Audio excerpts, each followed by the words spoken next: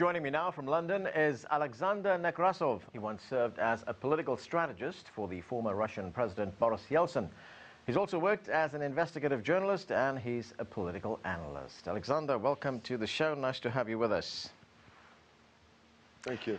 So here we are, just a few days away from the start of the Sochi Games. And when you look back at all the preparation that has taken place over the past few years, was it a good idea for Russia to make such a strong bid for these games when we look at the cost involved, the deep security concerns that have now arisen, as well as the negative publicity in some respects that have been generated by these games? Was it all worth it? Well, I think it was all worth it because unlike most of the other Olympic Games, winter or summer, Russia basically built a new city in Sochi, and all the facilities that have been built are going to be used. For example, the G8 summit this year will be held in Sochi. One of the stadiums will be used in the World Cup, which Russia is hosting.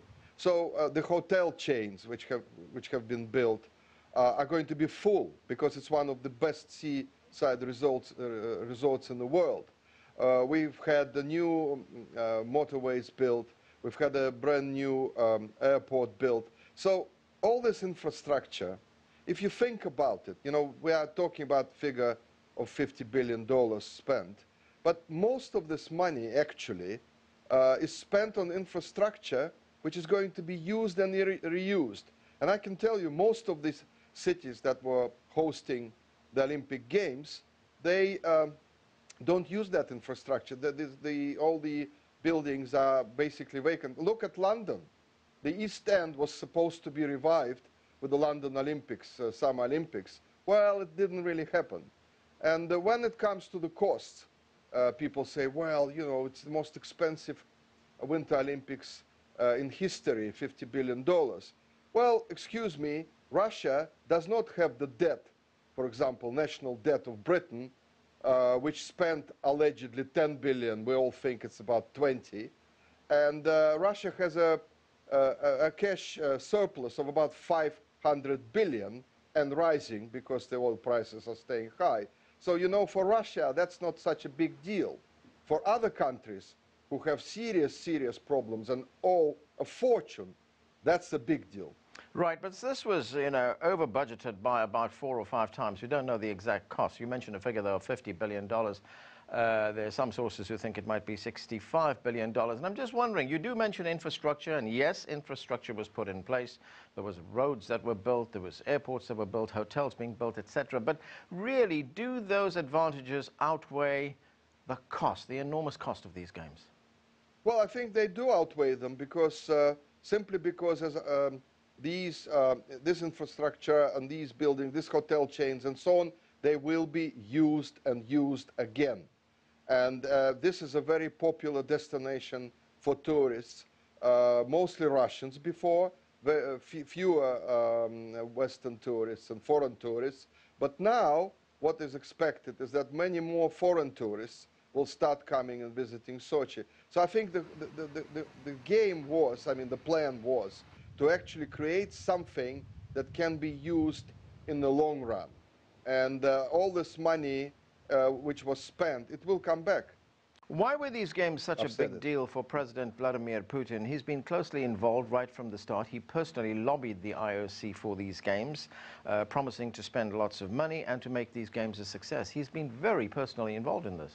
Just like any other world leaders, again, I can address you to the London Olympics and Prime Minister Tony Blair. He was personally involved. He made it his personal target and aim and program. And if he stayed on, he might have been there as well. Just like the government in Britain and the Prime Minister Cameron, he did a huge deal out of it. And to be honest with you, look at any of the previous Olympics. You will see that it is a bit of a PR exercise for the nation. And, you know, when I hear that some journalists are saying that it was a personal project of Mr. Putin, well, in a sense, yes, he's the president. But on the other hand, it's a project, you know, for millions of people as well. And I can tell you that in Russia, winter sports are very popular. so we will have a lot of people watching them. So I think it's a bit strange that when we talk about the Russian Olympics, the Sochi Olympics, we sort of forget that the same rules apply to all the other Olympics.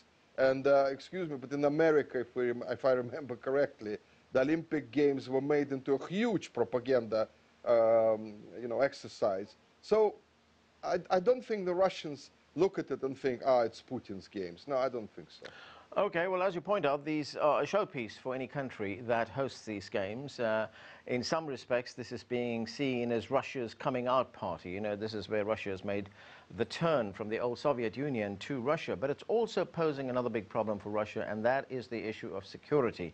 How serious is the threat of terrorism, that terrorists could attack these games? It's taking place in an area where there are terrorists known to be active, like Chechen groups, which are threatening these games. These are very brutal groups that want to threaten these games. What is the danger here? Well, I think that, again, anytime you have a big sporting event in any country, there is a risk of terrorist acts and terrorist attacks. And I would be very surprised if any other country, for example, again, turning back to the most recent London Games, there were worries. There were, we saw missiles and guns on roofs of some of the buildings. We saw a huge presence of security. Yes, of course, there's always a problem with that, but terrorism is a problem for the whole world. It's not just for Russia. So I can tell you, this is an international problem. And to say that Russia specifically has a bigger problem than the others, well, some might say this for some purposes. I would say that any country that is going to stage Olympic Games in the future will have a problem with terrorism, and it will have to solve it. And hopefully, just like it's happening now, Russia has been very open about it. The Americans are sending their ships there. Some other countries, including Georgia, are offering anti-terrorist assistance, squads of trained individuals, professionals, and so on. So I think it's a good thing to see the international community, the whole world, trying to prevent this. But I personally think that this threat is exaggerated. I know that there have been communications with certain countries that have been known to support terrorism, and I think they went well. So I think that these games will not have any serious problems regarding terrorism. One other controversy that these games have generated, and that is the whole issue of gay rights in Russia. Gay rights groups are using these games as an opportunity now to get their message across. Well, to be honest with you, I asked some of the gay groups, we had a sort of a roundtable discussion, and I said to them, guys, are you going to Sochi to promote gay lifestyles? Are you going to win, to support your teams and to win medals?